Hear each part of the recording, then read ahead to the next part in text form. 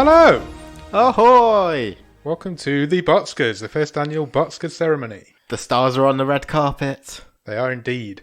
The awards have been polished. They have indeed. I'm polishing my award right now opposite you. I wondered what was turning me on so much. And we've even got seat fillers over the place. Yeah. Have we? Yeah.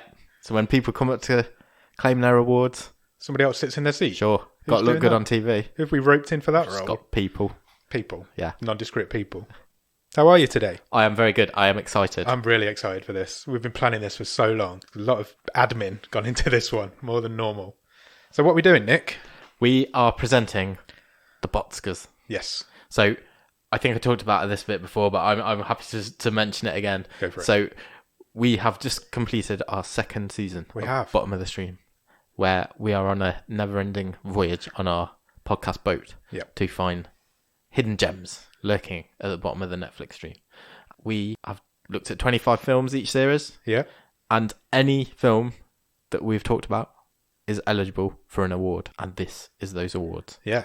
Every good film podcast needs an award ceremony. Every good film studio needs an award ceremony. I'm really excited. I'm buzzing. I've been buzzing all day. Can we talk about what our award looks like first? Yeah, definitely. We'll tweet it out and tweet it and Instagram it and get it out on all the socials. Get it out there on all the socials. I'm so proud of it. It looks amazing. So our thanks go to our resident artist, Ross Cooke. Definitely. How would you describe the award? It's like an Oscar with a telly for a head holding a dead fish. Yeah, I don't know why he's killed the fish off. That's because I said a few episodes ago our award should just be a fish. Yeah. I said it should literally be a fish. Just give them like a dried fish. I think Ross has taken that and incorporated it into these awards, which are fantastic. Yeah, they are really good. Thank you so much, Ross. They're really, really good. Yeah, if you go and check out our socials, you'll be able to see them. I really wanted to get one 3D printed. But I thought that would be really cool. Maybe we can work on that. Yeah, maybe for next year. So we are going to go through. We have 10 awards to give out. We do indeed. So we'll go through them. Yep. We don't know who's won yet. No, we're going to debate them live. So we have the nominations. Yep. We have a few surprise guests to help us present. Lots of special guests coming in to assist us with this. And then between the two of us, we will just have a chat about each award and agree. Hopefully agree. Fight to the death. Or argue about who the winner should be. Maybe we'll have to play rock, paper, scissors for the winner. You want to come back for more? Are you sure that's wise? Yeah, I'm still gutted that you beat me the last time. And I think we're going to have some fun. I think we are. I'm really looking forward to it. Is there any more admin or intros? Don't think so. Do we need to give our socials out just so people know where they can find these awards and pictures we're going to tweet? I can do that. So follow us on Twitter at BOTS_podcast. Follow us on Instagram. That's the same, at BOTS_podcast. Facebook.com/bottom of the stream is the Facebook page. bottomofthestream@gmail.com is the email address, and bottomofthestream.com is the website. On the website, you will find both season stream tables and every episode we've ever recorded. Both season stream tables are now complete as well. So soon you'll be able to find the third season stream table. Oh, amazing. Mental. Also follow us on Patreon at patreon.com/bottomofthestream, where for a little bit of a cash monies every month, you can get some free cool shit. If you can't do that, then just leave us a review on Apple Podcasts or on Podchaser, because that really helps us along. Anything else? Don't think so. If you're interacting with us in the next week or so, let's go for hashtag BOTScars. That is hashtag BOTSCARS. Do it. Let's get it going. Get it going. We'll start it. It's the award ceremony everyone is going to want to be Definitely. part of. I'm going to tweet everybody who's won an award tonight and let them know that they've won one. So hopefully we'll get some interaction with the winners and nominees as well, which would be cool. There's some awards you may not want to win. Yeah. I suggest? We're not being completely positive with these, but that wouldn't be us without it. Are we ready to move on to the first award? I think so.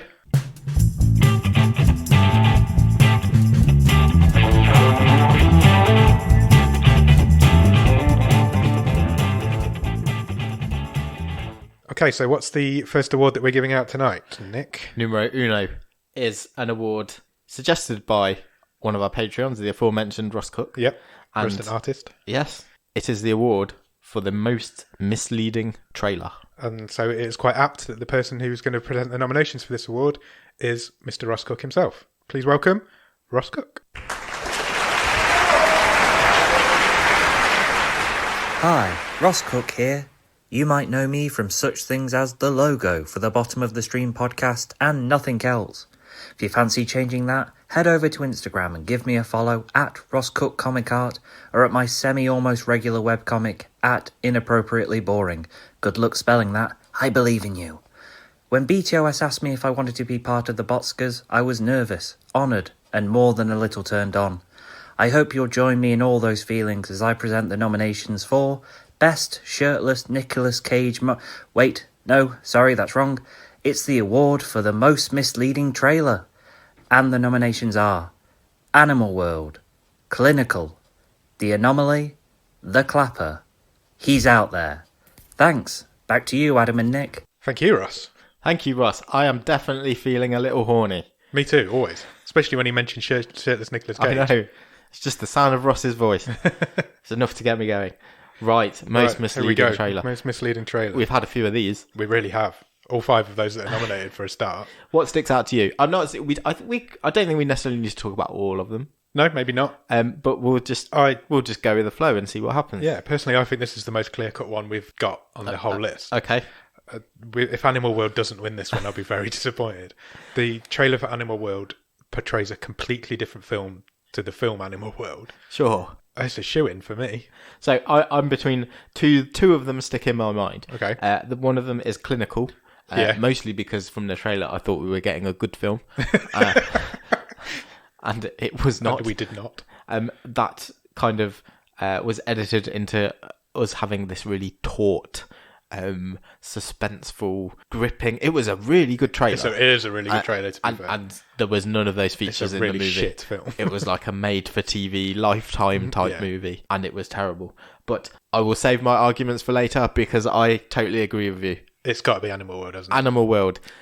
What did the trailer give us? It gave us a ninja clown fighting aliens. Yeah. What did the film give us? It gave us a high-stakes game of rock, paper, scissors on a cruise ship. Yeah, it really did. It was the most... The trailer was pretty much all done in the first 10 minutes of the film. Sure. The rest of the film was completely different to what the trailer was, and it was the most misleading trailer. There's no two ways about it. I think it's an easy one. I think so too. Congratulations. Yeah, congratulations to the producers of Animal World and its stars for winning the first ever BOTScar. Well done. Yes, the BOTScar for most misleading trailer goes to Animal World. Brilliant. Excellent. That was easy. We're going to fly through this. We're going to be about 15 minutes. We'll be done and out. I'm not sure I'd put money on that. So, Ad, what is award number 2? The second award of the evening is going to be for Best Deaf. And to to present the award, we are joined by our friends Gorham and Reginald Thistlethwaite from the Friends and Flayers podcast. Hello, I'm Gorham. And I'm Reginald Thistlethwaite from the Friends and Flayers podcast. We're getting ready to launch Season 2 of our show. To get caught up on Season 1, you can listen to Friends and Flayers on Apple Podcasts, Spotify, Stitcher, and other major podcast platforms. You can follow us on Twitter at Friends N Flayers. That's Friends, the letter N, Flayers. We're here to present the nominations for Best Death. The nominees are The Cubing from The Cube, Garbage Disposal Neck Break from Wish Upon, Head Crush, The Lazarus Effect, The Cheerleader from Murder Party, and Double Knife Head Stab from The Babysitter. Thank you very much, guys. Thanks, Gorham. Thanks, Reginald. Friends and Flayers is a Dungeons and Dragons podcast, if you hadn't guessed. Check them out. They're really good. It's funny. That is funny. Do you know it? I think that is the first Reginald I've ever met. Really? My granddad was called Reginald. Oh, really? Yeah. Oh, I did not. It's definitely the first Gorham I've ever met. Yep, definitely. I've never met a Gorham. Welcome. Thanks for coming along. Thanks for coming along, guys. We'll leave links to all the podcasts in the description of this episode, so you can check them all out because they're all great. Yeah. As we wouldn't have had them on if they weren't. And I'm sure we'll say a couple of times, but thank you very much for everyone who absolutely, has 100% come along tonight to help present. You're all looking great. I don't know. I mean, does he really squeeze into that tux that well? Not brilliantly, is it? But there you go. Who am I to comment about fashion? Absolutely. Look what you're wearing. Yeah, exactly. You've still got your podcast shorts on. But tux on top. Tux on top. Anyway. Okay, Best Deaf. I think we should probably talk a little bit about all of these, actually. Yeah, I think you're right. Because, again, we had a lot of deaths to choose from. We did, yeah. This was a hard one to pick 5 for. I will say, I'll give a shout out, an honourable mention, if you will, for a film that we did not actually nominate in this category. And remember Revenger? I do. Body count in that. Yeah, there was a lot of deaths in that. I think that would definitely win most deaths. Yeah, I think the difficulty is picking one out of there. Yeah. Would have been a very tough task. So the cubing in the cube. Very first scene of the film? Maybe the most famous death. Yeah, definitely. Debatable if it's the best, but you know, Cube's an old film. Yeah, 97? Yeah, and one we definitely wanted to go and revisit. Yeah. Because it was the only one we've done out of the 50 that we'd seen before. Yes. So and it was a long time ago. It was season 1. Yeah. But it's pretty iconic. So how would you describe that? It's basically a guy gets cheese wired. Yeah, into cubes. And falls into little cubes of man meat. Pretty much the first scene of the film as well, isn't it? So you kind of straight away know exactly what you're getting from Cube. Also, well done for not laughing when I said man meat. I'm used to you saying man meat. I say it all the time. So, yeah, good. I think that's a strong contender. I agree. Garbage Disposal Neck Break from Wish Upon. It's probably the best thing of a tame film. I really liked Wish Upon. We're going to have this argument again. So, yeah, there was an older lady. She was scalped by her garbage disposal, wasn't she? Yeah. Her hair got caught. And her neck got broken and her head got ripped off. Her hair got ripped off. My problem with Wish Upon was that it did not go all in. So if it had gone full in, Final Destination, I would have been more on board. Be a little bit too serious, I guess. It had a couple of good deaths in, but it cut away. And I'm not one, I don't need to see like loads of gore and stuff. Yeah. But if they were going to do stuff like that, do it. Go all in. Go out there and do it. And they sort of pulled away, didn't they? Yeah. So I'm discounting that for me. Okay, straight away. Straight out.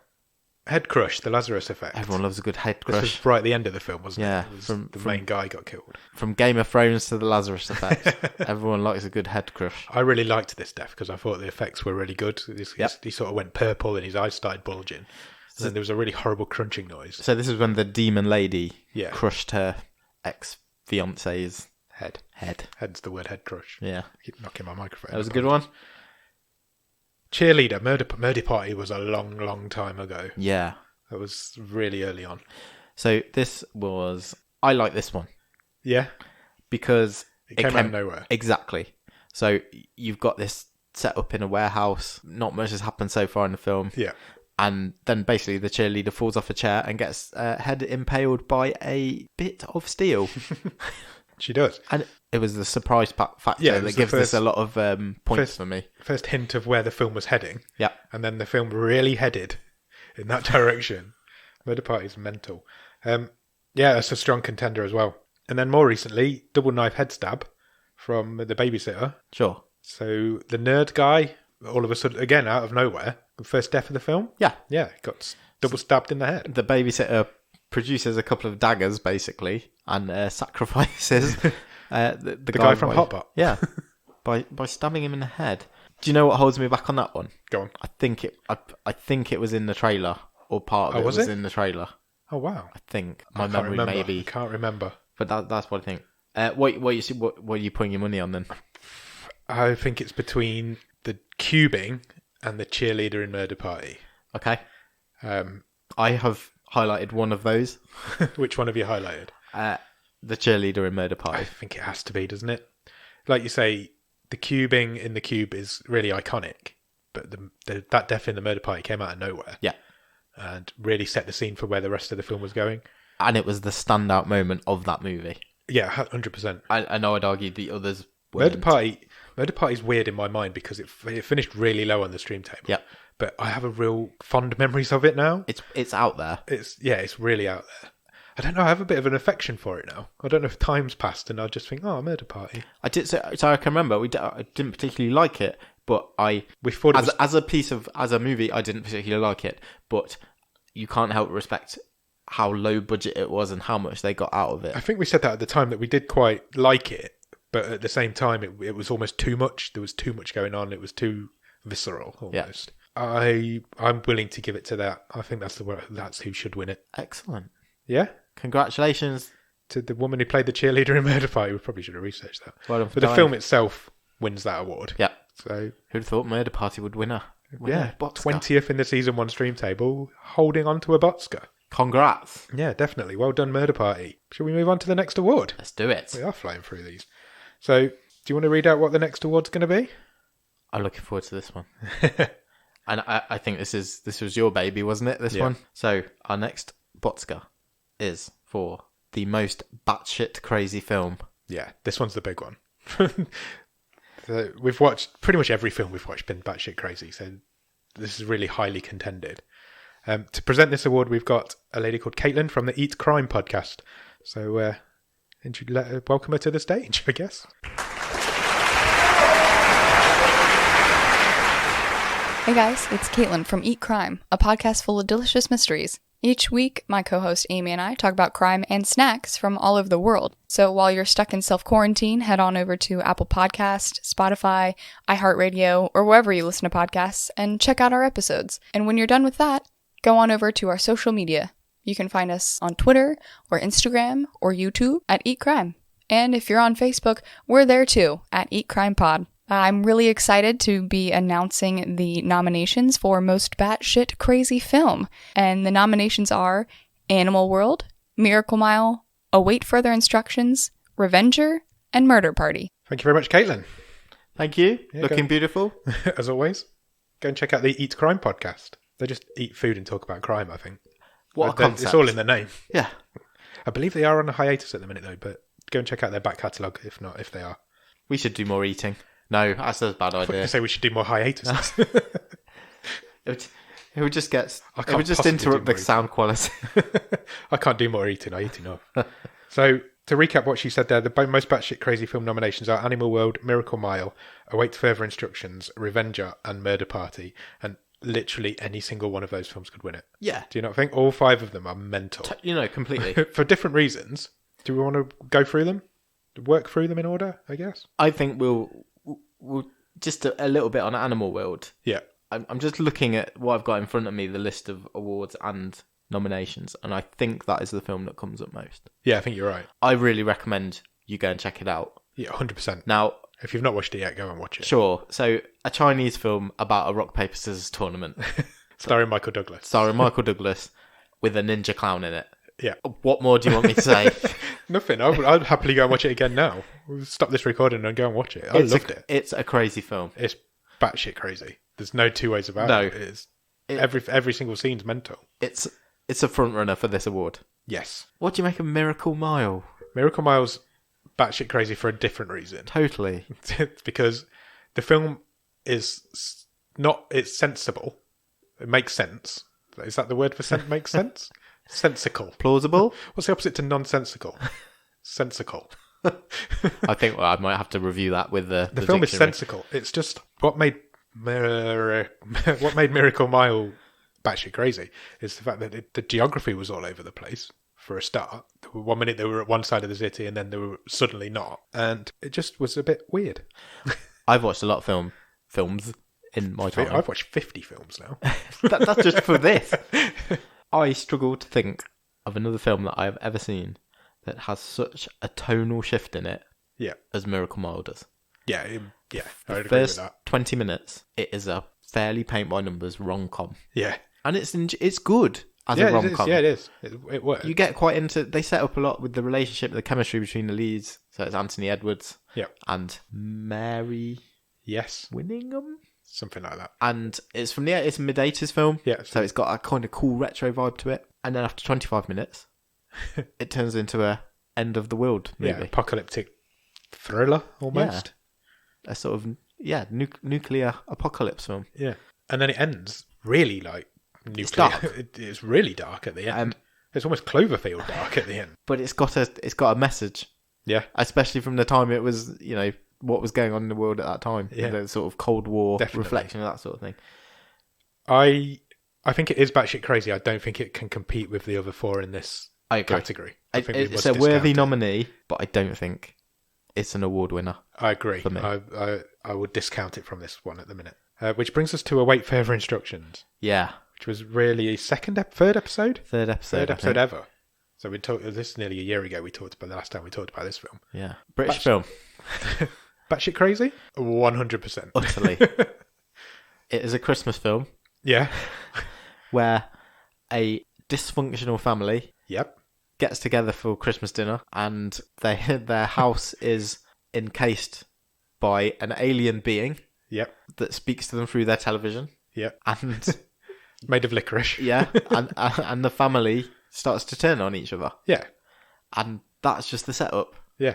And then because the last 15 minutes of this, it goes to a whole different level. I think if you just go on the last 15 minutes, it's by far the most mental thing I've ever seen. Sure. It's the most crazy thing I've ever seen. So we're going full spoilers, I presume, because I need to express that's what we do.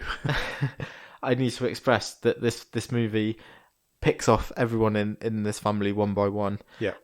Until at the end, the alien strips the skin from the sister of the family who happens to be pregnant. Yeah. And just leaves the baby miraculously born. Yeah. Still in the ribcage of his mother. Fully formed. Yeah. No goo on it or anything. And basically implies that it's the second coming. Yeah, the baby is the second coming, but it is controlled by this alien being, which is talking to it through the television. There's a comment in there about how we're all slaves to TV and media, and it cuts back and you see the whole estate of this housing estate is each house is covered by everybody's in the same either different aliens or the same being. Yeah, it's fucking mental. It really is. You can't discount it for this one. I don't think. I think it's a forerunner. It's the one I've circled. Is it? Yeah. Let's go on to the other two. Let's just touch on the other two. Revenger. Batshit crazy. Sure. Without a doubt. It's Korean. It's a martial arts film. Revenge flick. So Korean martial arts revenge film. With a bit of kind of the Lost Boys thrown in. Yep. Never really stops from the minute it starts. It's wonderfully entertaining. Yeah, really good. Finished second in the stream table, I think. Second or third in the first series. Third. I've got the first season stream table here. But I think I can pick out a few other martial arts films where I can also say there are a lot in this crazy. genre, aren't they? And it maybe doesn't stand out of its genre as much. It was a real pleasant surprise. I really enjoyed it. It's not more batshit crazy than Animal World or Await Further Instructions. Agreed. Murder Party. And we've kind of touched on that. We've touched on Murder Party. It has its moments. It really has its moments. There's some really funny moments in Murder Party. There's some really, really over-the-top, gory moments. Like you said, it is a completely visceral. It's really visceral. When the baseball player, the Warriors guy, gets into that room with all the models at the end, he just slices and dices. But then there's the really funny bits where the guy's running around with a chainsaw and it's not plugged in. Yeah. And in his cardboard armour. It is. You can't say that it isn't. It is batshit crazy. Because it never stops. Once it kicks in, it goes. Yeah. And it knows exactly where it's going and it goes. I don't think it's as crazy as Animal World or Await Further Instructions. I think in this category, our debate is those two films. Yes, I agree. And I can't pick a winner. I know we're going to have to, but I would be pushing Await Further Instructions. I think I am as well. And it isn't the one I've circled on here. Oh, okay. What have you circled? I've circled Animal World. Right, okay. But now we're going back into my memory banks and remembering that finale of Await Further Instructions from almost a year ago. It's mental. And Animal World, don't get me wrong, is batshit crazy. Yep. I'm going to keep saying it. But I think Await Further Instructions is, you kind of expect it from the beginning with Animal World. You know what you're getting straight away. You know it's going to be crazy from the first. You tune into its craziness, you do indeed. Whereas you don't get that with Await Further Instructions because it starts off as just like a normal family drama. Yeah. And then moves into this hostage-y type thing. Yeah. And then suddenly you've got this immaculate birth / flesh stripping finale. Also, the dad in the family gets he gets kind of possessed by the alien, and he's walking around like a zombie, full of like puppet, wires and licorice. Yeah. I'd forgotten all about that. Yeah, there's no way in this world Await Further Instructions is the most batshit crazy film I've ever seen. Yeah, I think it has to be. Yeah, Await Further Instructions. Do it. Congratulations on your victory, bringing it home for Britain. Yeah, Await Further Instructions, most batshit crazy film at the first ever BOTScars ceremony. Do you think they'll be happy with that award? I don't know. Do you remember when we first did the episode and they retweeted us from their film and we literally slagged it off all the way through? So did a couple of the actors as well. We obviously didn't listen to the episode before they did it. We'll find out. Let's see if we can get them again. I think we probably still follow them. Good. Next award? Sure. Shall we move on? Award number 4. Award number 4 of the evening is Best Performance by a Non-Human. And do you want to say who this is going to be presented by? Sure. It's going to be presented by my wife. Yes. One of my favourite people in the whole world. So introducing Emma, I guess. Yeah. Hi, my name is Emma, and you probably know me as the wife. But first, a public service announcement. Wash your hands now, wash your hands now, front and back, front and back. In between your fingers, in between your fingers. Don't forget your thumbs, don't forget your thumbs. Nominations for the best performance by a non-human are Bigfoot in The Man Who Killed Hitler and Then Bigfoot, The Hotbot from Hotbot, The Time-Travelling Photo Booth from When We First Met, Supermarket Sharks from Bait, and The Wall from The Dawn Wall. Thanks, guys. Thanks, Emma. Thank you, wife. The wife. Also, bonus appearance from the daughters. Yeah, definitely. That's nice to have them on board. That's the second time they've appeared on the podcast. Yeah, stay safe, people. Yeah, definitely. Okay, best non-human. Best performance by a non-human. Now, we put this category in there because we've seen a lot of quite interesting inanimate objects in this in the 50 episodes. Sure have. So we thought we'd award them, I guess. So shall we run through them in order again? Yeah, go for it. Bigfoot. I loved the Bigfoot. I loved the Bigfoot as well. It was not what I was expecting when I was watching a film about Bigfoot, because it's not that big. And he's clearly a man in a costume. It's just a man in a costume. But it worked. It really worked. And I don't know why. No, I don't know why that film worked, but it really did. Possibly the smallest screen time out of all these things up for this award would be the Bigfoot, but he definitely left an impression. He really did. He's definitely a contender in this one, I think. I don't want to talk about him too much. Okay. Because there's an award later on that I think he is involved in that he is a much stronger contender for than this one. Right, fair enough. Let's not talk about him too much then. But Bigfoot was memorable and a very worthy nominee. Agreed. The Hotbot from Hotbot. What can you say about the movie Hotbot? Don't watch the movie Hotbot. Absolutely do not watch it. Hotbot was recently removed from Netflix, so you can't watch it anymore. Now, that movie was about 1 hour and 15 minutes long. Yeah, one of the shortest. And it felt 3 hours long. Yeah, it really did. Hotbot is a movie about a misplaced sex robot. Yeah. Who falls into the hands of two nerds. Yeah. And their adventures with her. Yeah, and one falls in love with her, and they argue about it, and it's mental. It's shit. Was it shit on purpose? No. Okay, well, we're ruling that one out then. I really don't think it was shit on purpose. I think it was just shit. I presume we're not... The actress is definitely a human. Sure. But the character is a robot, so that's why it's nominated, I guess. Yeah, absolutely. The time-travelling photo booth from When We First Met? I mean, When We First Met, so it was a proper standard Netflix original. Yeah. Easy watch. Rom-com. Starring, I can't remember the guy's name. He's all over Netflix. Adam Devine. Robbie Amell as well, isn't it? That's right, yeah. And Alexandra Daddario. Well done, Daddario. I just like saying Daddario. And they basically ripped off Big. Yes, 100% ripped off Big. But instead of a time-travelling and miniaturising fortune teller, we had a photo booth. Yeah. And it played a really big part in the film. It was fine. Had a role. Yeah. It's a really forgettable film, I think, now. Sure. I barely remember it. I agree. Supermarket Sharks.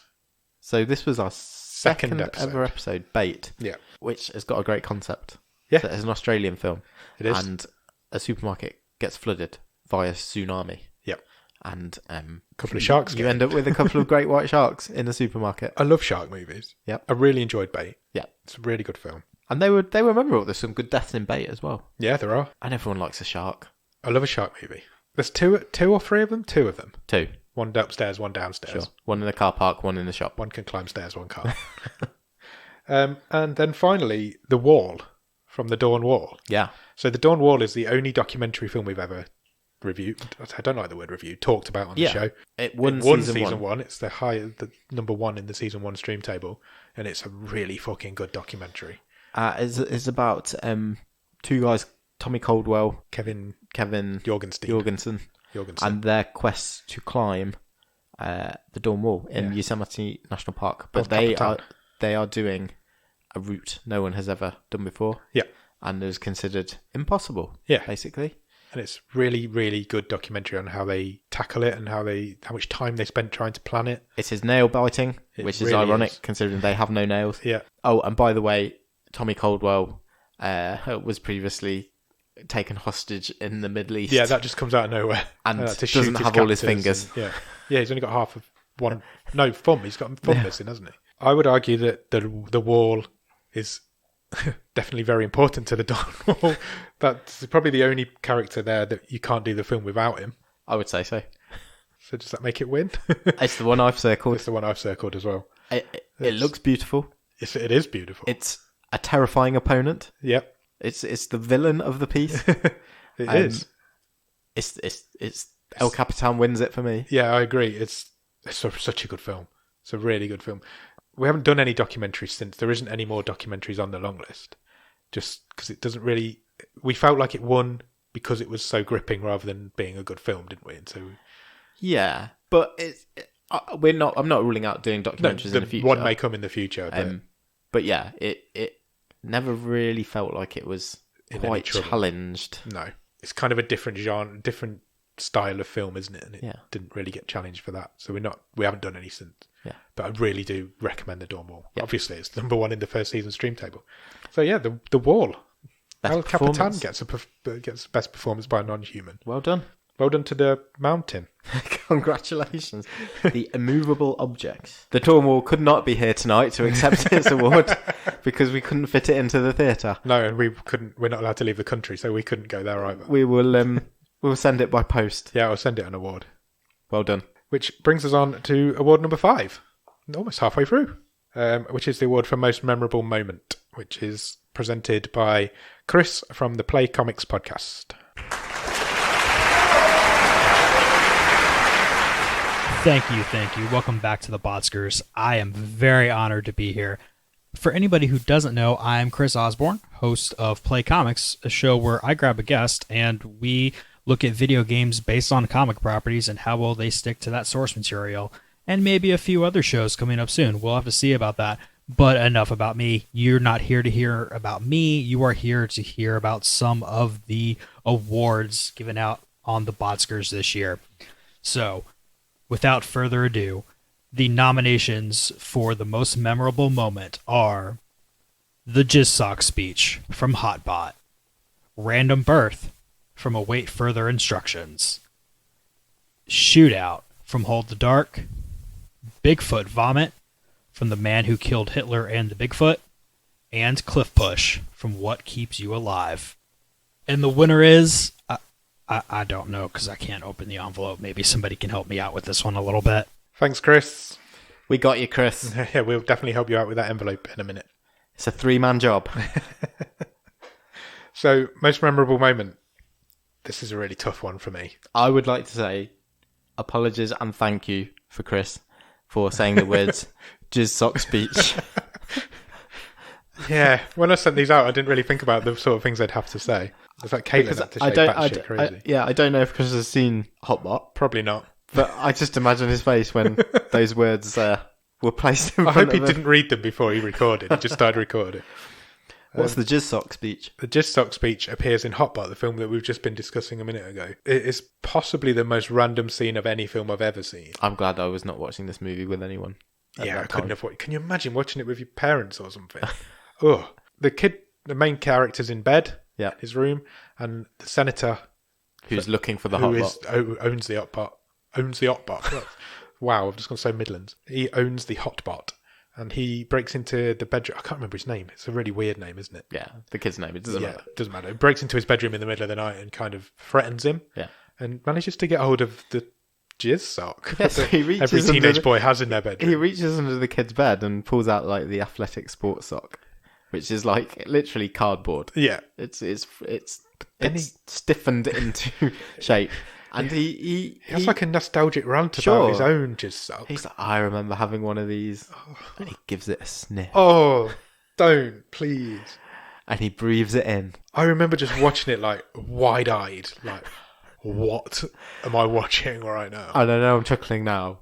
But it is not funny in the It slightest. is not funny in the slightest. It's funny now because it is not funny then. Yeah. It's like, it's so misguided as a scene. It's completely out of place with the rest of the film. And I will never forget it. I will not to my dying day. It was probably the last thing I ever remember. Oh, I hope not. No, more. I truly hope not. Yeah. The next one we've just talked about. Yeah, it's, right. It's the random birth from await further instructions. It's not even really a birth. It's the mother's body gets stripped away and a baby ends up being there. And I am saying I don't think we can give it this award because we've just given it most batshit crazy film. Yeah, but you can be memorable and batshit crazy. Sure, but I want to dole these out wider. The next one's a serious one. Yeah, the shootout from Hold the Dark was... It's a proper good movie moment. It really is. I remember sitting watching it, being about... Cause it goes on for about 10 minutes. Yeah. It's a long time. And halfway through, you're like, I'm so tense right now. There's like so much shit going on. Hold the Dark is an incredibly quiet movie. Yeah. The themes in the movie are about isolation and, because it's set in the Alaskan wilderness. Yeah. Everything is muffled by the snow. It's quiet. It's about being out in the wilderness, like I say. Yeah, chasing down wolves, isn't he? And suddenly you have this 10-minute section where all hell breaks loose. Yeah. And there is a gunfight between hordes of police officers and a guy in a cabin with a minigun. Yeah, basically. After having had 40 minutes of almost, I think I might have even said this in the episode, leaning forward to hear what everyone's saying. Yeah. You have this assault on your senses, and it's great. Yeah, it really is great. And you don't know where to look. You're all over the place. You tense with it. You're excited all of a sudden. It makes your heart race. And it's a really good scene. Yeah. It's a really good scene. And it is definitely the most memorable scene from that film. Totally. It deserves all its plaudits. So the next contender is what I was referring to with the last award. So this is the moment when Bigfoot vomits all over Sam Elliott in The Man Who Killed Hitler and then the Bigfoot. The man who what? Killed him. Killed Hitler. He wounds Bigfoot. Yeah. And then Bigfoot just they start having a bit of a fight, don't they? All over him. Yeah, he really does. Again, it's so out of place. It doesn't. So he's got Sam Elliott pinned down, and he just blows chunks all over that sucker. It was horrible. It was really horrible because you can really imagine how it smells and tastes like almost. It's like Bigfoot vomit. You ain't getting that smell out quick. No, not at all. It's all in his moustache. Yeah, everywhere. It goes everywhere. It's horrible. And then there's a really poignant moment just after it because he kind of dies, doesn't it? It's like, so he's forced to put the Bigfoot down. Yeah, and he doesn't want to.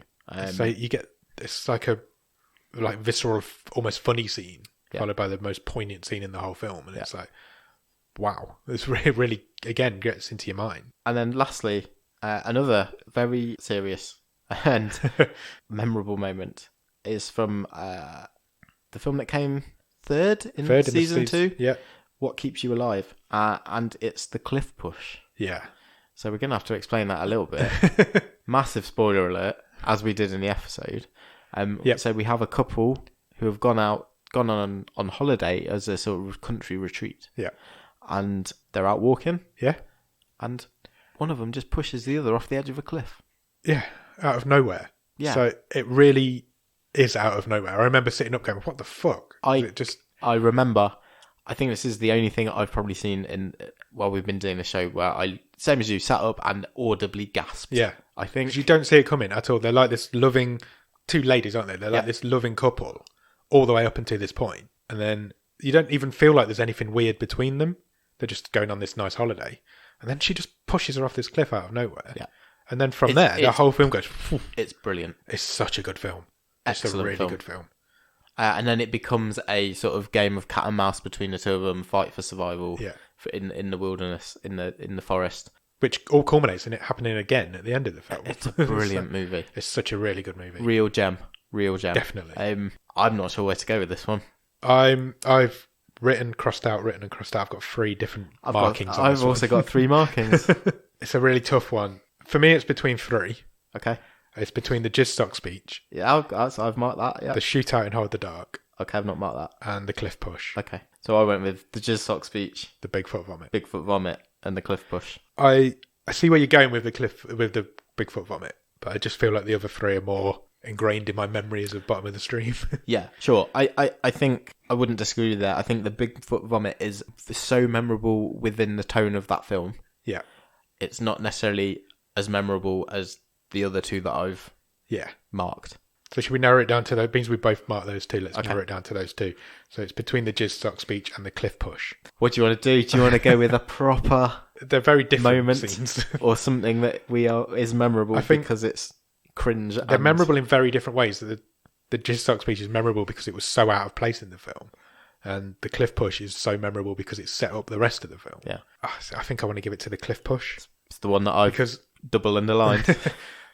I remember I was lying down watching the film as you do, and I remember sitting up like, what the fuck just happened there? I think I even rewound it. I think I did as well. It happened so quickly out of nowhere. Yeah. I'm like, did she fall? Was she pushed? What's happened? I think it has to be the cliff push. I think so. We're agreeing on these a lot easier than I thought. I was expecting to be fighting you by now. Cliff push. Congratulations to What Keeps You Alive for most memorable moment.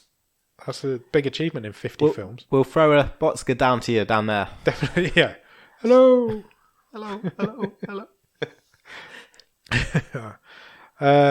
Which brings us on to the next award. Do you want to introduce it? So this is the first of our acting individual awards, I guess you would say. Yeah, I guess so. And this is the aptly named Drowning in the Stream Award. So what does the Drowning in the Stream Award mean, Nick? This is basically an award we are going to give to the actor or actress who we believe is slumming it the most. Yeah. So, big name actor. What the hell are you doing in one of these films? One of our films. That's basically what it is. And to present the nominations for the Drowning in the Stream Award, we are joined by Overlord Dan from the Movie Cellar podcast. All hail. Hey there, this is Overlord Dan from the Movie Cellar podcast, a podcast where we have a VHS collection, an internet connection, and thoroughly uninformed opinions. And we are so grateful to be participating in the BOTScars Awards tonight and to be presenting the nominations for the Drowning in the Stream Award.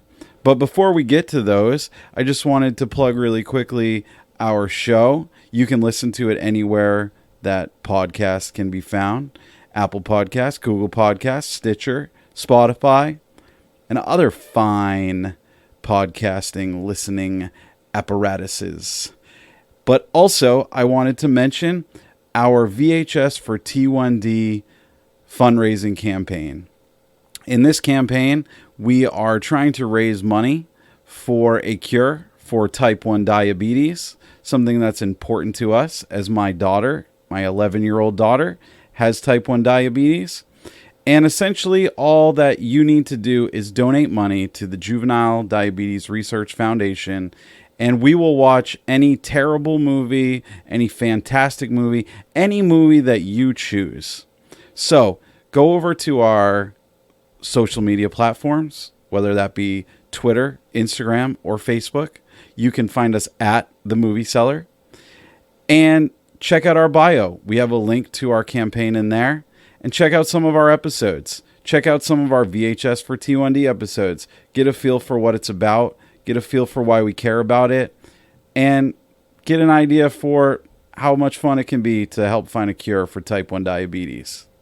Now, having put in our plug, we would like to go ahead and read off the nominations now for the Drowning in the Stream Award. Your first nominee is Michael Douglas for Animal World. Next up, we have Danny Glover for Christmas Break-In. Then we've got Rami Malek for Buster's Mall Heart. And then we have Peter Dinklage for I Think We're Alone Now. And lastly, Ellen Page for The Cured. Thanks, Overlord Dan. Thank you, Dan. A really worthy cause there. If you can donate, please go and do it. The Drowning in the Stream Award, Nick. Yeah. 5 guys here, or 4 guys and 1 girl, who are definitely slumming it at the bottom of the stream. 2 Oscar winners. Yep. 1 Oscar nominee. Yep. Let's do it. Okay. Michael Douglas. It's probably the most decorated person in there. I think so. Yeah, definitely. Probably the most decorated person ever on the podcast. I don't think this can go to Michael Douglas. Do you not? Why? Explain. Cash. Yeah. Animal World is not a small budget movie. No, not at all. If I could have been bothered to do the research, I think we'd even find it was one of the highest budget things we've watched on Probably. this show. I did try and find out the budget for it, but I couldn't find it. But because it is Chinese, it's a Chinese movie. Yeah. That's why it's at the bottom of our stream. Yes. It's not something that is in China, it's probably massive. Sure. But so here it is not. I agree. I don't whilst think he's drowning in our stream, is he drowning in that stream? Do you know what he is drowning in? Money. Cash. Cash monies. Yeah, I think you're right. I don't think it can go to Michael Douglas. Although he is probably slumming it more than anybody else. Yeah. I don't think he can win the award because he would have got paid too much for it. Yeah. Danny Glover? A strong contender. Do you think? I think the Christmas Break-In is not a good movie. And he's not the only person slumming it in this movie. No, Denise Richards is in it as well. She is indeed. I was because Danny Glover is still in stuff. Yeah, and he's popped up in this shitty Christmas film. Again, it's a TV. This movie you would see on Christmas 24 on those channels when they turn up. Yeah, it's made for TV Christmas film. It's paint by numbers. It's a Home Alone rip-off. It's all right. Mediocre. And he plays the friendly janitor, basically. Yeah, strong contender, I agree. Given Danny Glover's body of work and how long he's had a successful career for. Why is he making films like this? Yeah. Why is he down here making Christmas Break-ins? Yeah, great question. Agreed. Rami Malek. Oscar winner, Rami Malek. Oscar winner. Now, I'm in the boat with you. I don't think he can win this one. I agree. Because he made this before he was famous. Yeah. So he isn't really drowning in the stream. He is, but retrospectively. Yeah, he's managed to claw his way out of the stream and get right up to the top of it. I don't know if we'll talk about this movie again in this episode. We do need to mention that the movie we're talking about now, Buster's Malheart, finished rock bottom. Was never really contended, was it? Of the season 2 stream table. Nothing really competed with it. It was always going to be bottom. It is so disappointing. An incomprehensible movie. Yeah, it's a mess.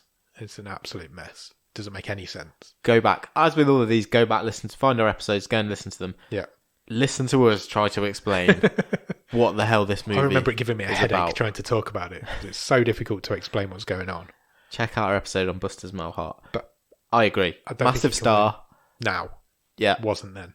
Sure. So strike him off. Strike him off the list. List? Sean Connery. Peter Dinklage. I think we're alone now. Also, Weird not the only movie. one drowning at the bottom of the stream in this film. So there's 4 people in this movie. Yeah. And you've got Peter Dinklage. Yeah. Elle Fanning. Yeah. And Paul Giamatti. Yeah. Are 3 of those people. Yeah. All really big stars. Yeah. Now, well, one of them's not really big. You went there. Sorry. You went there. Apologies. I think we probably went through the whole episode without making a short joke. How long have you been sitting on that for? Like a year? Really? Nearly a year, yeah. I think You're a bigger man than he is. I think he's a strong contender for this one. Me too. But I can see why this movie would have appealed to him because it is very much he carries it. Yeah, it's definitely a showcase piece, isn't it? Because he's in every scene. Yeah, even though it's a small independent movie, you can see why an actor would want to do it. It's an arty film, isn't it? Sure. It's one of those films. It's an actor's film. It's not that bad either. It's good. It's slow, but it's basically how people are adjusting to life post a apocalyptic event. Yeah, and he's fine. Yeah, getting on with his life, cleaning up his town until he meets a lady that destroys all that for him. It's worth watching. It was another film with an unnecessary twist at the end. Yeah, it was. Which we've seen a lot of over our time so far. Finished 9th in the stream table last year, so it's high up. Not bad. And then finally, Ellen Page in The Cured. Super famous Ellen Page. What was this film? Horrible. I hated this film. It was really boring. It was so boring. It's just awful. It's a zombie film. So again, a post-zombie event has happened in Ireland. Yeah. And Ellen Page is a journalist. Yeah, she plays a journalist. Single mum. Yeah, her husband had been killed. Had been zombified. During the zombie apocalypse. Because it's post-zombies, isn't it? Yeah. Finished 17th in the stream table last year. It should have been lower. And a really, really non-event of a movie. Yeah. She's good in it. But why is she in it? What? Yeah. Why is she in an Irish post-zombie apocalyptic film? How has that happened? How have they got Oscar nominee Ellen Page to come and be in this movie? Yeah. She's fine, but there's no it's not like the Dinklage film we've just talked about where she doesn't really carry it. Yeah. I can't remember that she ever has to really chew any scenery to do that acting bit. It's not a cameo. She's one of the main characters in it. But why, like you say, why is she in it? She's my front runner. That's who I've got marked as well. Hello. I did not expect this to be... This is too easy. Ellen Page. I think The Cured is a terrible film and Helen Page is a good actress. Yeah. And she really is drowning in the stream with that one. You didn't win a Oscar, Ellen, but you've won a BOTScar. Well done. Congratulations on your BOTScars, Ellen Page. It's winging its way to you in the post. Next award? It's one of the big ones. This is one of the big ones. This is the award for the biggest waste of time, and it is presented by our good friend Harrison Wild from the Grief Burrito podcast.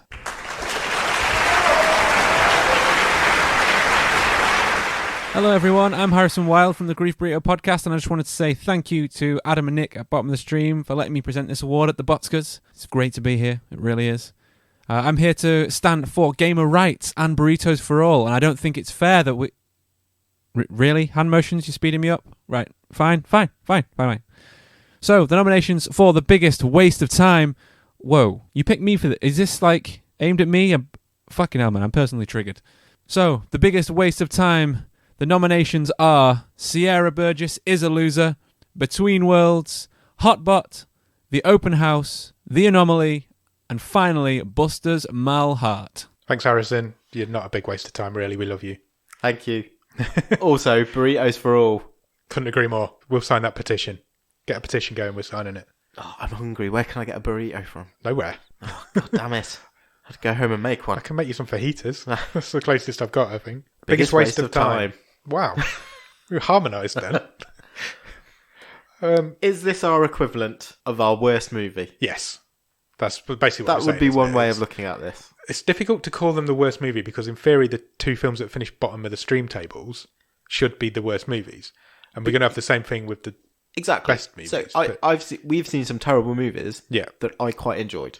Agreed. In that, you get that kind of hate watch. Yeah. You know, this isn't supposed to be funny, but I'm loving it. Yeah. We talked about one last week. So 211, 211, starring Nicolas Cage last week. Yeah. Terrible movie. Yeah. I had a great time. Yeah, couldn't agree more. Absolutely brilliant time watching it. This is the opposite of that. Yeah, this is like I'm hating watching this. Give me my Get time it off my screen. Give me these hour and a half back, please. But also the two films that finish bottom of the stream table are nominated here. Yep. But they are definitely not a shoo-in to win this award. No way. Any of these 5 films could win it. 6 films. Any of these 6 films could win it. Should we go through them in order? Yeah, let's do it. Sierra Burgess is a Loser. No way is that winning this.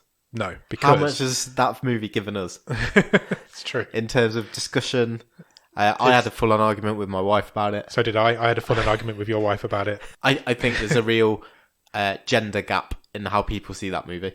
I agree. From what we've talked about and some of the feedback we've had. I agree. I hated it. It is morally wrong, in my opinion, but it also is not the worst movie we've seen. Yeah, so basically 2 girls completely catfish a guy. Yeah. It doesn't, like we said during the episode, it doesn't get made the other way around. Yeah. It's just, it's horrible.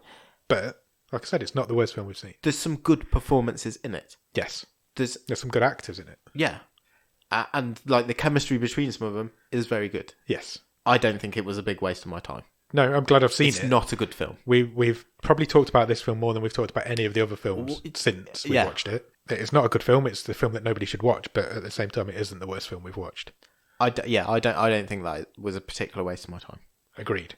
The next movie was an absolute waste of my time. Yeah, this is going to be a really hard one to pick. Yeah, pick this one because all of them are.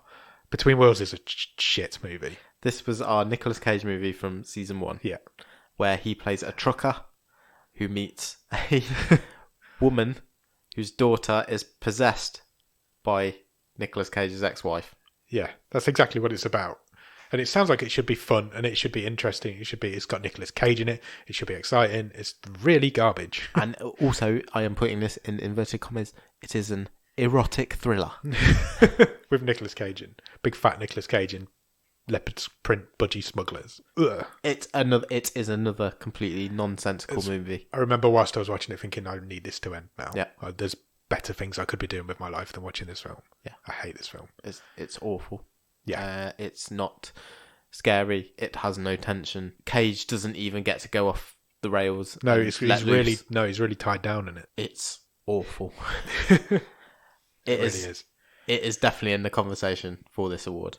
Yep, you can't discount it. Hotbot's coming up a lot tonight. Sure. Not in a good way.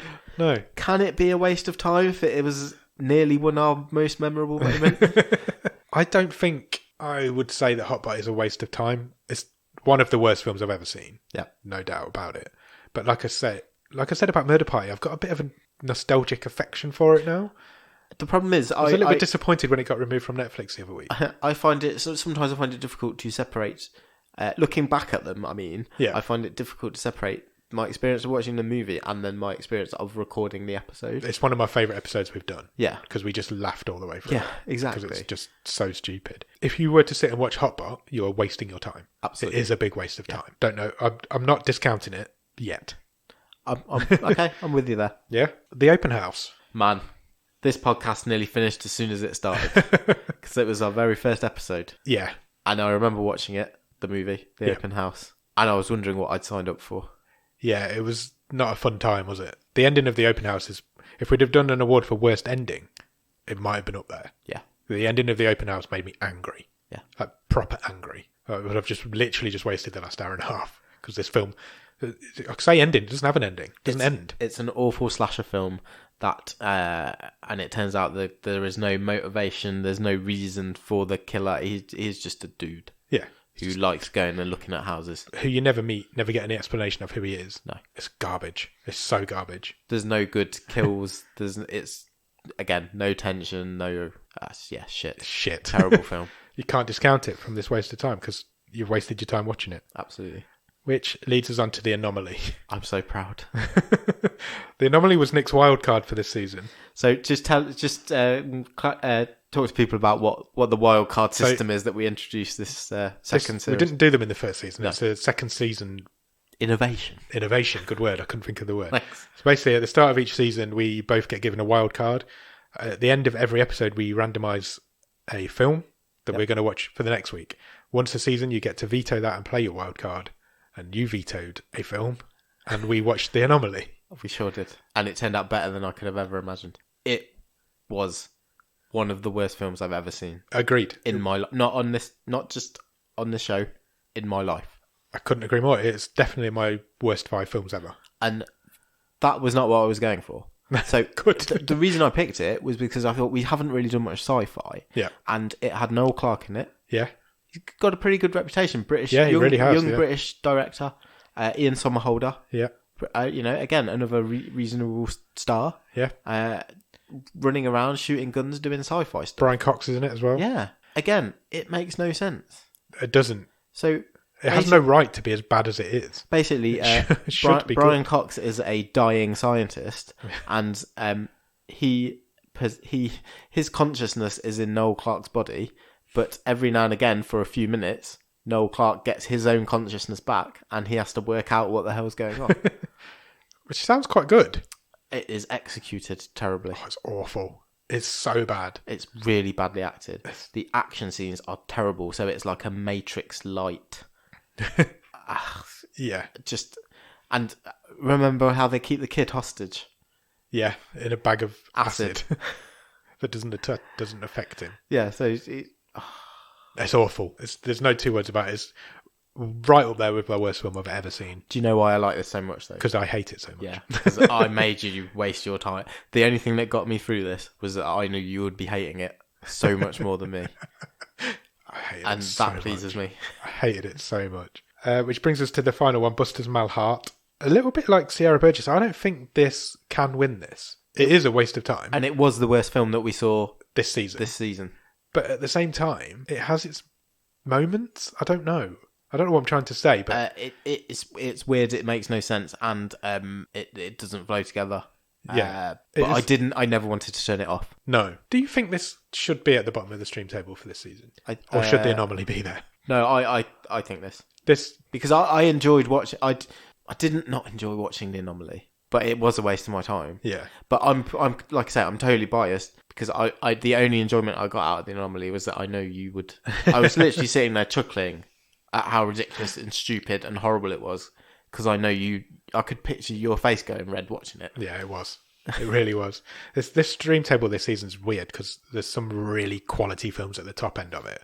And at the bottom of it, there's some absolute dog shit. The good has been better. And the worst has been worse. compared to our first season. Compared to the first season, yeah. There's a real divide in the stream table in this season. Yeah. We're going to do an episode where we talk about season 2 stream table. Will only be a short little bonus episode, I think. But we'll talk about that more then. But what's your initial thoughts on who should win biggest waste of time? It's either Between Worlds or The Anomaly. Those are exactly the two that I've marked. It has to be The Anomaly. That's what I've circled as well. How is this happening? There is no redeeming features from it. There isn't. There really isn't. And it is god awful.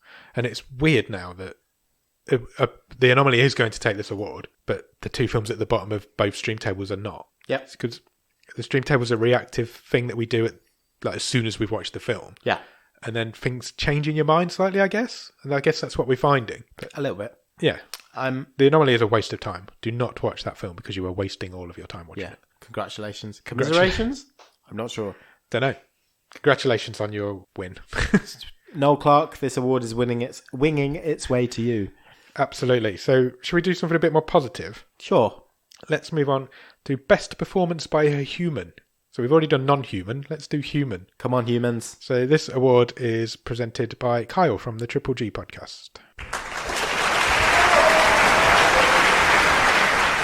Hey everybody, this is awesome. We've never been invited to a award ceremony yet. Thank you for inviting me to the BOTScars. My name is Kyle Bowlby. You might know me from the little show called Triple G, where we talk about anything geek culture related. Basically games, geeky stuff, and then guilty pleasures. Anyways, enough about me. I wrote a couple jokes I'm going to share with you, just so you can see how amazingly talented I actually am. All right, first up is, why was the Human Torch arrested? Anybody? He had firearms. Badum. Yeah. This one's a little more, adult. What's the difference between a bird and a human? Anyone? We don't eat with our peckers. Haha. Anyways, I'm being told to wrap up my jokes because they're not that funny. So let's get down to the real reason why we are here. We are here to present the nominations for the best performance by a human. Hence the jokes. And the nominees are Catherine Mary Stewart, Knight of Comet. Dolph Lundgren, Don't Kill It. Kate Siegel, Hush. Sam Elliott, The Man Who Killed Hitler and Then Bigfoot.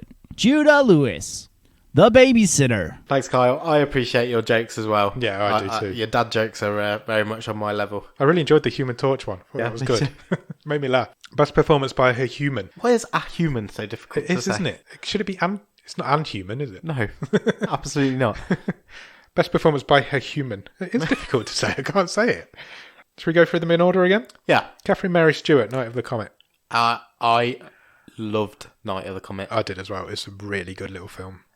Something that totally took me by surprise in our first season. An 80s movie. Yep.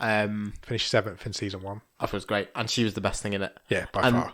And we sort of found, didn't we, in our research as we did that episode, that her character was actually very influential for Joss Whedon when he came up with Buffy the Vampire Slayer. And you can really see that, in a time where, all we'd probably really seen was Ripley as a strong female character lead. She was badass.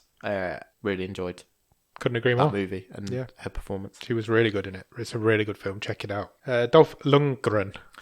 This is just in here for shits and giggles, isn't it? Yeah, Don't Kill It's a stupid film. Great film. Stupid, great film. Which probably should have been nominated for Batshit Crazy, but they couldn't all have been. But yeah, it's really good fun. Really, really good fun. It's not that Lundgren's great in it. It's that it's just a perfect fit. Yeah. Is that fair?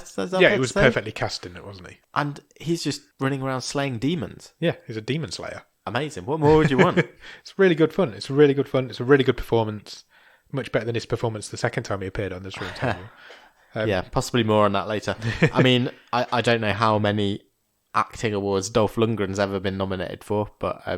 congratulations on your nomination, even if you're not going to win it. Kate Siegel, Hush. Great performance. This is the first nomination for Hush. Surprisingly. This year's winner of the bottom of the stream table. Yeah, season 2's top ranked film on the stream fully table. Deservedly as well. It's a really good film. What a concept Hush is as well. Yeah, really takes an old genre that's probably overdone. Yeah, gives it a little gimmick, changes the game. So it's a woman trapped in a house. Yeah. The twist is she is deaf. Yes. There's a masked serial killer coming for her, and she can't hear him. She's great. She's absolutely brilliant. Non-verbal performance. Yeah. And just emotes all the way through. Yeah. We've talked about some films we've seen with a lack of tension and ominousness and building to a climax, and this film's got all of those things. Yeah. And she's great. Yeah, it's really well done. Directed by her husband as well. Yeah, Mike Flanagan. Yep, fully deserves her nomination in this one. Sam Elliott, the man who killed Hitler and the Bigfoot. Brilliant. Another great performance. It's a one-man show pretty much. Another movie that's up there in terms of being one of the most pleasant surprises. That was my wild card for this season. Yeah. We've not mentioned yet. You did better than me. It's not the film I thought it was going to be. No. I don't mean that as a compliment. Yeah, because it's probably, you could probably call it the film with the most misleading title. Yeah. Because it is about the man who killed Hitler and the Bigfoot, but it isn't about him killing Hitler and the Bigfoot. No. It's about how he deals with his life after that. It's a love story. It's a love story. About his lost love when he went away to war. And it's just a man who happened to have killed Hitler and a Bigfoot. Yeah, that's a side. They're both side plots. And he is a great performance. The film sort of hooks you in with this gonzo grindhouse title that it's got. And then it turns out to be actually a really touching film. Do you think, I think I might have said this in the episode, do you think it's at the bottom of the stream because of its title? But do you think the title puts the general movie-going public off watching it? I think it's... Because it's such a ludicrous title. 6 1 half dozen the other, because it's going to appeal to people. Certain people are going to see that title and go, yeah, I'm in straight away. Yeah. But it's going to turn a lot of people away. Yeah, it's going to be like, oh, I'm not watching that. It sounds stupid. Yeah. And it's really not. I've tried to convince my mum and dad to watch it, but I've not got there yet. But I think they'd really enjoy it. Yeah. Which is this was one of the movies that my wife did watch with me, and when someone's got half an eye on something at the start, and then by the end they're like fully hooked in. Yeah, I'm with this. That's what happened to her with this one. Good. Sam, look, I'm quite a fan of Sam Elliott anyway. Yeah, definitely. He's great in this. Really strong contender. Agreed. And finally, Judah Lewis from The Babysitter, our youngest nominee. Yeah. Probably, I think he was 14 when he filmed it. It's a bit older now. Babysitter was a really fun, enjoyable movie. Proper good little slasher film. Yeah. Really, really funny. Good fun. And he's really good in it as well. Considering he is really young. He's probably 13, 14 when he filmed it. So he's the lead. He's the lead. Yeah, he carries the whole thing. I was going to say damsel in distress, but that's not to put the character down. It's the only film that we've done so far that's getting a sequel that's coming out this year at some point. Yes, directed by McG. Yeah. Judah Lewis is really good in it. He carries that whole film. And he's funny. It's a strong ensemble cast. He's funny when he needs to be. He does proper acting when he needs to be. He's does the whole imperil thing when he needs to. Yeah, really good. Really strong contender. It's a really good performance. It's a really tough category to call, this one. When I was going through it last night, I was like, literally any one of those could win it. There's a good argument for all of them. I think you can discount Dolph Lundgren. The argument for Dolph Lundgren would, whilst it is there, it would. We want this to be a bit of a. Actually, maybe we're a little facetious putting him in there. It may be compared to the others. So yeah, I think we can discount that. But the other four literally could go anywhere. I have a favourite. I've got a favourite as well. Do you want to say them at the same time? Okay. Go on. After 3? Yep. 1, 2, 3. Kate Sam Siegel. Elliott. Well, we're going to have a debate. I can 100% see the argument for Sam Elliott. Okay. But I think Continue. Kate Siegel, her performance in a film which she's pretty much in on her own all the way through. Because the other guy, he has barely any lines. I don't think that... He has a presence, though. He has strong screen presence. But there's barely any lines in this movie. Lines in the whole film. But her performance, playing a deaf lady when she's not deaf and running around and stabbing things, and I think her performance is exceptional. And I really, really do think that she carries that film and makes that film what it is. And that film is the best film we've seen out of both seasons, in my opinion. Well, one of the best films we've seen out of both seasons. Yeah, it's right up there. Right up there. Okay, you're not wrong. That is a very valid argument. Argue Sam Elliott to me.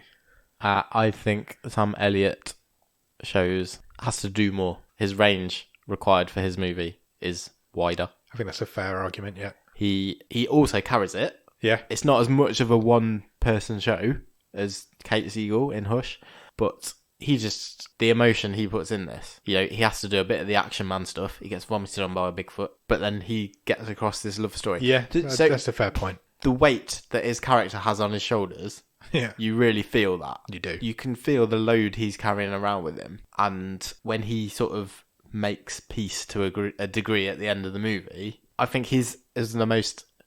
All right, I'm not... Before we decide if this is the best performance, I would say it's the most powerful performance. Yeah, agreed.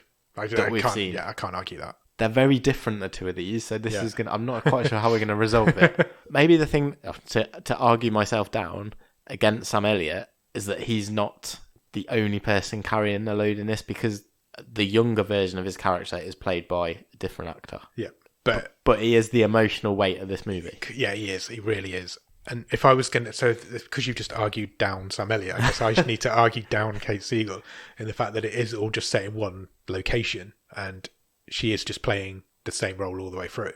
It's not as powerful a performance as Sam Elliott's is. So maybe... I think you're probably right. I think Sam Elliott really does deserve that plaudits because he's an old guy as well. Sure. Not the oldest guy we've seen on the show by a long way, but take that role and it's a really meaty role. And like you say, there's a lot of different things he has to do and the gravitas to it. Yeah, I wouldn't be against giving it to him. I know I'm not against giving it to Kate Siegel, don't get me wrong. It's the closest one we've had. Yeah, absolutely. It's a really tough one to pick, but I think we can agree that it would go to Sam Elliott then. Okay. Yeah? Does that mean I owe you one? No, it doesn't work like that. Okay. It was well argued and I conceded. Congratulations to Sam Elliott for his best performance by a human out of the 50 films that we've seen. Well done. You are the best human.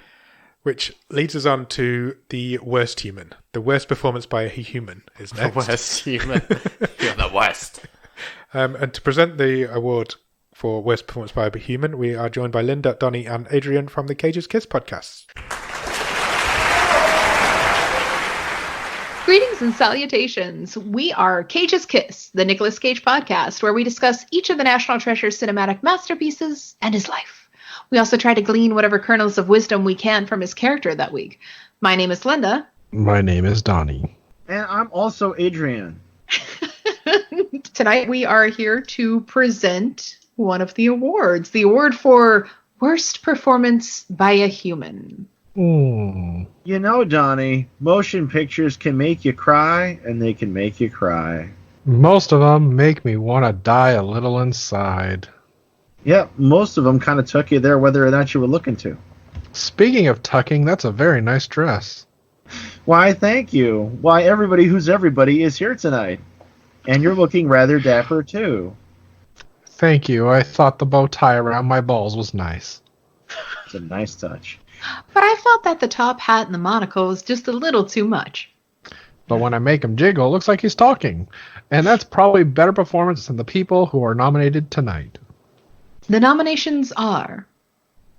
Nicolas Cage for Between Worlds. What? Ooh. That can't be serious. Not Yahoo serious. Grant Masters. Await further instructions. Noah Clarke. That's not a line read. That's...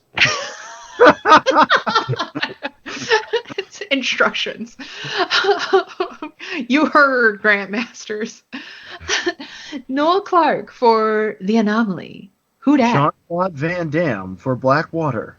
Okay, now I know it's a joke. JCVD's never done us wrong. Tracy Morgan got the clapper? Oh, he was in the clapper. Oh. Well, this is some stiff competition. And speaking of stiff, looks like Donnie's ready to go home. Thank you, guys. That's much appreciated. I can't believe me and Donnie have won the same thing. I know. It's so embarrassing for you. And I've got the same dress on as Adrian. It'll be all over the paparazzi shots in the morning. It really will. Do you think that they've watched too many Nicolas Cage films and they've now gone insane? Yes. Yeah. I think that's undoubtedly. That really is what's happened. Wait till they get to the bad stuff. Oh, God. Check out Cage's Kiss. Yeah, Cage's Kiss is a great podcast. Nicolas Cage only podcast. It really is. Can't argue with you there. They're great guys. Really great guys. Yeah, we went on their show once. We did. Yeah, it was really good. Really good fun. Thanks, guys, for presenting that. So, worst performance by I can't say it. Worst performance by a human. Start at the top, Nicolas Cage. Yeah. Between Worlds. It's a terrible performance. It's a terrible film. Couldn't agree more. I don't need to see him in his posing pouch. Ever again. No, agreed. Just move straight on from that. Yeah. There's no, we don't need to say anymore. Grandmasters await further instructions. So he's the aforementioned zombie dad. Yeah. From the family. It's a really bad performance. He's really bad. He's really wooden. Yeah. Do you remember when he just was like, I'm going to go upstairs now and go to my study? Yeah. Just halfway through, his daughter just broke her leg or something stupid.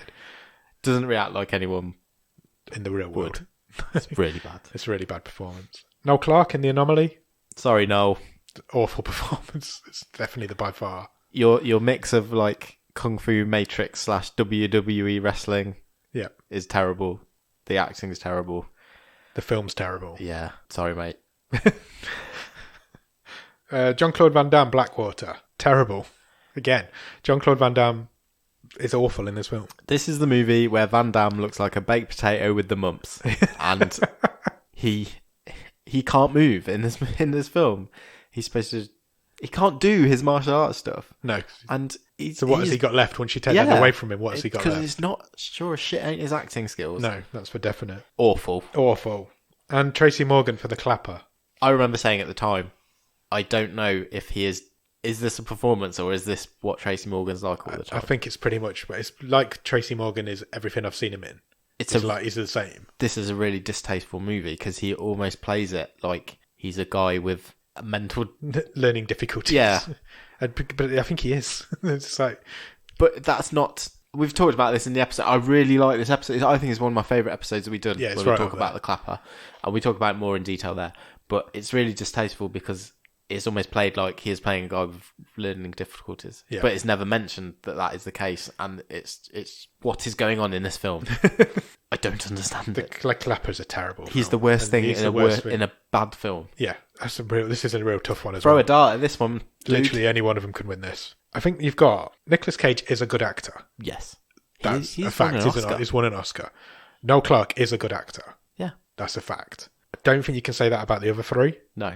So I think you can therefore discount the other three because the two good actors in this category are giving off terrible performances. Okay. Do you agree? I think there's a real strong argument for Van Damme. Really? Yeah. Worse than... Wow. I think he was that bad.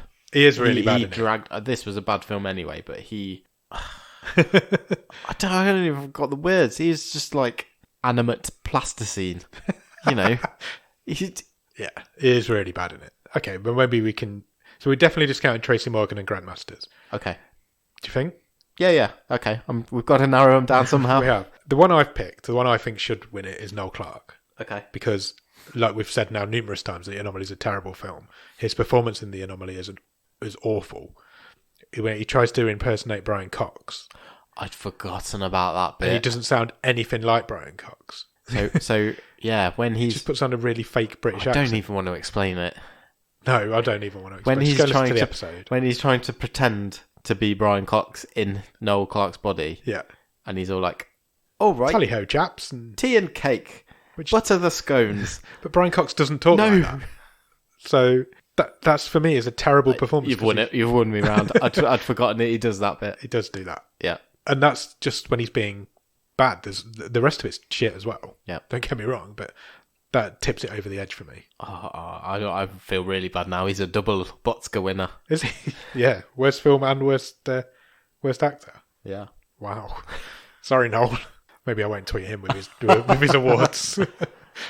Which brings us to our final award of the evening, the Shiniest Gem Award. Indeed. This is presented by our good friend and Patreon, Jordan Shenton from the Grief Burrito podcast.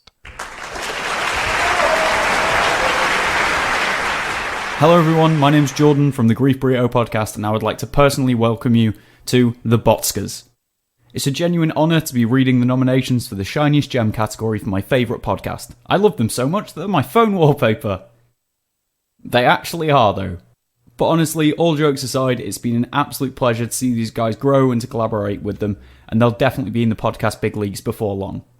And now, the moment you've all been waiting for, the nominations for the BOTScars' prestigious Shiniest Gem Award. The nominations are Hush, The Dawn Wall, Mirage, What Keeps You Alive, Revenger, and Animal World. Thank you, Jordan. Thank you, Jordan. Everyone, go check out Grief Burrito. Jordan and Harrison are awesome. Yeah, they are. They're really good. It's a really good podcast as well. It's really good fun. Shiniest Gem. Do you want to explain what Shiniest Gem means? It is our version of best film. Yes. So, but again, similarly, it's not necessarily what finished top of the table. No. It could be, it depends how you want to argue it. Is it the thing that surprised you most? Is it the thing you enjoyed the most? Yeah. Or is it the thing that you thought was objectively the best piece of work? Yeah. So it can be all or any combination of that. The whole concept of the show is diving down to the bottom of the stream, finding gems that are down there that no one's found that before, nobody's found before, or aren't talking about, and representing them really, and finding them and explaining to people why they should watch them. And this is going to be the shiniest one of those gems. So therefore, the best film, like you say, it could be anything. It could mean anything. I know for a fact. I've already know for a fact what I want to win this. Do you want to touch through them in order? So we probably don't need to go into detail on a couple of them because we've talked about a couple of them quite a bit. So Hush, which won season 2, and the only thing I would say that I haven't really mentioned before is it is a great example of when you do a genre well. Because we saw another slasher woman stuck in a house film later in the season. He's out there, and that was awful. And Hush, I'm not the biggest horror slasher fan. Slasher fan, and but this won me round. It was great. It's definitely the best film we've seen this season. Yeah, possibly overall. The Dawn Wall. We've talked about the Dawn Wall. It's a documentary. Brilliant. It's brilliant. I wonder, is it already a bit highly regarded to be? Definitely, since we've watched it, it's been more. It's gained in a bit of a following, shall we say? Yeah, is it a gem that a couple of other people have already found discovered? There's another film called Free Solo, which is a similar sort of idea. Tommy Caldwell's in that as well. Same people, same mountain. Mirage. A wonderful surprise. Definitely the biggest surprise. It's a Spanish film. Yep. It's dubbed. Yeah, it is dubbed. It's time travel-y. It's a really good thriller. It's a really nice pace to it. Great twist. It's an homage to things like Back to the Future. Yeah. My biggest abiding memory of Mirage is that I put it off watching it until the last minute because there was just something that made me think this is going to be shit. Not necessarily shit, but just like I'm not in the right. I know what you mean. I didn't watch it for a long time either. Yeah, it doesn't look easy. It doesn't. I'm not worried about watching difficult things. I know exactly what you're trying to say, but I just couldn't quite find the right time. And then I watched it when I absolutely at the last minute, and I fucking loved it. Yeah, it's such a good film. What Keeps You Alive? We've briefly mentioned that as well. Amazing. Same. We talked about The Cliff Push. Yeah. This is an award-winning film. Absolutely great film. Yeah, it's really good. It's beginning to end. It's a good, really good. I think the criticism we gave it is maybe it was a 5 minutes too long. Yeah. Because it has a couple of endings, doesn't it? Yeah, it has a nice ending, and then it goes back and tries to get another one, and then another one. So, yeah, there is that. Revenger. What can you say about Revenger? Possibly the most just balls to the wall fun. Yeah. There's lots of martial arts type movies out there. I just had a great time watching it. Yeah. Absolutely flew by. This was one that I was really dreading watching because it's subtitled. I thought that was going to be difficult, but there's not a lot of dialogue in it, so it's not that difficult. But yeah, it's so much fun. I didn't want it to end. Yeah. It's just funny. It's just fun and funny all the way through. And Animal World, which we've talked about. Talked about a lot. Again, a fantastic surprise. I can't stress this enough. I would never have thought Rock, Paper, Scissors would be exciting. It's basically Rock, Paper, Scissors, the movie. And it's so exciting and so gripping. It is gripping. And really, really good. There's no other word to say that it's really good. Yeah. It's a good film. And this is a really tough category to pick. It's really, really tough. I think they're the top 3 from each season. Yeah, that's how we did it. Yeah. It's just what we wanted to do. Do you have one that's jumping out at you straight away? I have 2. I'm really... I don't know where to go with it. There's 2 that stick out for me. I've decided on one. Okay. I've narrowed it down. I think the winner of this award should be Mirage. Okay.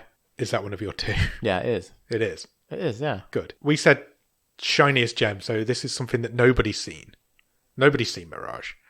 We've found it at the bottom of the stream out of nowhere. It's Spanish. You just wouldn't watch it. If you didn't know what it was, you just wouldn't watch it. No. There's no appeal to it. And then when you watch it, you're so rewarded with this really good, really well-written... Time travel murder mystery. Yeah. Is what it is. Fantastic twist at the end that then twists again. But it earns it. It really earns it. It's not one of these where we've talked about before where it's a twist for twist's sake. No. It needed it and it earned it, and it was really, really well done. Yeah. I would argue for Mirage all day. I would love to get more eyes on Mirage. I think everybody should see it. It's if you're into that sort of film, it's dubbed, which will put people off, but it's not badly dubbed. No. I've seen much worse dubbing. I've seen an English film dubbed into English that's worse. Yeah. What was that? The Super. The Super. Val For some Kilmer reason film. that's dubbed all the way through for no reason. From about 3 weeks ago. It doesn't put you off. You don't even notice it after a while. I can't express to you enough how much I love Mirage. I really can't. It did finish second in the stream table last year. Okay. So if you discount documentaries, then it's the best film from season one. Season one. I'd argue for it all day. Yeah, that's fast. That's cool. What's the other one out of your two that you've got? Animal World. Yeah. So they were my two as well. So not consciously, the two that I have highlighted, Mirage and Animal World, are both the two. I'll say it. The two most pleasant surprises for me, where I didn't think this was something I'd necessarily be into, and they both knocked my socks off. Yeah, basically. Couldn't agree more. And not that it's the be all and end all, but because I don't tend to be much of a repeat watcher, but I could see me going back to these. Yeah, in the future. I'd happily rewatch any of those. Means six anything? Films. Yeah. Any of those 6 films are brilliant. They're the films that we wanted to find, and they're films that we did find. They're all total recommendations to go out and couldn't agree more. Everybody would enjoy all 6 of those films. It's a real struggle between the two. They're both foreign as well. Revenge is foreign as well. 3 out of the 6 foreign films. We're arguing for films that are neither of them are top of the stream table. No, I just think I think Mirage would probably appeal to more people than Animal World will. There'll be people out there who would hate Animal World is weird, and there will be people who like, what the fuck is this? I'll turn it off after 10 minutes. I don't think you get that with Mirage as much. I think as a film, Mirage is a better film, and it's the most surprising film out of the ones that we found. Let's do it. Yeah? Yeah. Mirage. I'm so happy. But honestly, if you've not seen Mirage, please go out and watch it. It's a really, really well-made film. And it's the winner of the Shiniest Gem Award on the bottom of the stream BOTScars ceremony. Congratulations in Spanish. That's it. So we've just got one thing left we want to do. And we want to open up the bottom of the stream Hall of Fame. We are. The Captain's Gallery. Is that what we're going to call it? Yeah. So this is where you and I... We're going to pick one each. We're going to have one each. So you, as you promised last week, you are going to get pictures of these people. I am. You're going to add them to some wall space here on the boat. I am indeed. In amongst all the other movie and sports memorabilia. There's not a lot of wall space left. But they don't have to be big pictures. I think I can find some. Who's going first? Up to you. I don't mind. Do you want me to go first? Yeah. So, who is going into the Hall of Fame? The first inductee. The first inductee to the bottom of the stream Hall of Fame. Congratulations to Shannon Purser. Wow. Wow. Shall I explain my way? Please explain why you're inducting Shannon Purser into the Hall of Fame. Shannon Purser is the lead of Sierra Burgess' A Loser. She is. She was also in Wish Upon. She was, indeed. She got brutally killed in that. Yeah, where she was one of the best friends. And we've talked about Sierra Burgess' A Loser. It's a bad film. A really bad film. But she's good in it. Yeah. She's very good in it, actually. And she has come up numerous times. Like I say, she was in Wish Upon as well. She's also a bit of a Netflix legend because she was in Stranger Things. She's in season 1 of Stranger Things. So she was Barb, who is a bit of a meme machine. And she's in Riverdale. Is she? Which is on Netflix I over here. I haven't seen that. Yes, my wife is a big fan. Oh. So I think she's a worthy entrant, both for her appearances on Netflix and the amount of debate we have she has generated on this about show her quite a lot. She's a good actress. Couldn't agree more. She fully deserves a spot in the Captain's Gallery. I've just made that up and I'm calling it that from Welcome aboard. Welcome aboard, Shannon Purser. Welcome. So Shannon Purser appeared in 2 of the films on the stream table. Yeah. The person I want to induct has appeared in 3. Oh. And I think he's the only person to have appeared in 3 films on the stream table. Okay. And so therefore is a worthy inductee in my opinion. The person I want to induct into the Hall of Fame is Mason Blair. Oh yes. So appeared in Murder Party. Yep. Appeared in Hold the Dark, and appeared in Small Crimes. Yeah. He's not only an actor, is he? He's also a director. Yeah. He's also in another film that's on the long list. Okay. Which we'll get there. He's a writer as well, though, isn't he? He is, yeah. He wrote...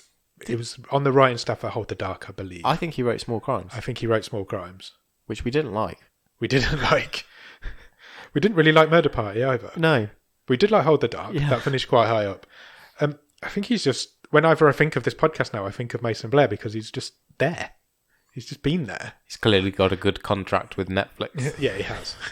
He's in 2 of the films from season 1. He's in 1 of the films from season 2. Just put him in. Let's get him in there. He deserves it. He may well pop up again. He made me laugh more than anything else in Murder Party when he was running around with that chainsaw. Oh, he was the werewolf guy, wasn't he? Played the werewolf in Murder Party. When he had his mask melted onto his face. That was horrific. He had a chainsaw, and it was a plug-in chainsaw, and he was just running around without it plugged in. It was brilliant. It made me laugh more than anything else in that film. He briefly cameos in Hold the Dark, and he briefly cameos in Small Crimes. Yep. But he definitely is on the writing staff for 2 of them, I think. Mason Blair, welcome to the Hall of Fame. Welcome aboard. Yeah, so I will get some pictures of them, and maybe I'll put them along the top of the TV or something. That's not bad. Yeah. Something like that. Along with the Grief Burrito pin badge that we've got up there. That's it, I think. What an evening. Oh, thank you everybody for joining us for... Who's hosting the after show party? Elton John. Excellent. Welcome aboard, Elton. Yeah, thank you everybody who came along and presented an award for us. Thank you to everybody who's listened over the years. Over the year. And let's move on to season 3. We're not going anywhere. No. We will be here for the next well, as long as people are listening. We're having a great time doing this. Yeah, we love it. And we will carry on. Tell your friends, tell your family, tell everybody that we're here and check us out. I just thought of a Tiny Dancer joke involving Peter Dinklage, but I'm not going there. Right. We do have one last bit of admin to do. Okay. Season 3 starts next week. Yeah. Do you know what that means? We got to pick a We need to watch a film, as we can't start season 3 without a film. So I'm going to head to the randomizer. Are you ready? I sure am. It's picked a film called Take Me. Oh, hello. Shall we have a look? Let's do it. Do you want to hear the synopsis of Take Me? Yes, please. Take Me is from 2017. It's a 15. It says, Ray is a fledgling entrepreneur who specialises in high-end simulated abductions.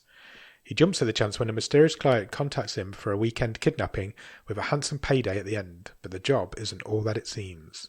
Brilliant. Sounds interesting. It's got Taylor Schilling in. Oh, Netflix fave. Netflix favourite, exactly. So we'll go out and watch that this week at some point, and we'll come back next week and we'll start season 3. And we'll talk about Take Me. Thank you, everyone who came along tonight. Yeah, thank you. Thanks we for really all do your... appreciate it. We hope you've enjoyed the episode. It's something a bit different that we wouldn't normally do. Yeah. Let us know what you thought. Let us know what you thought. We're going to go and party with everyone. Yeah. Enjoy the after show, everybody. Cheers. Bye.